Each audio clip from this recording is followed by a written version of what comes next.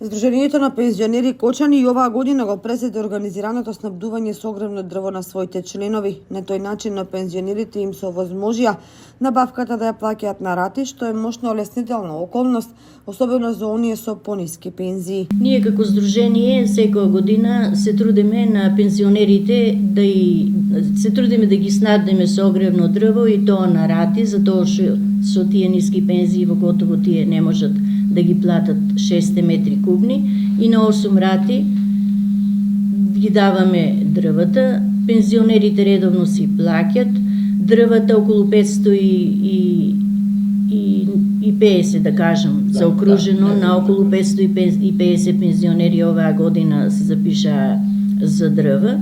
И дрвата, мислам дека оваа година најрано ќе успееме да ги добиеме и покри тоа што се плашевме, сепак до сега на половината од пензионерите се донесени. Ако времето одговара, планираме до крајот на јули, почетокот на август, сите пензионери да бидат снабдени со дрво. Претседателката на Сдруженијето на пензионери на Кочани Елица Зафирова вели дека цената е на минатогодишното ниво и е прифатлива.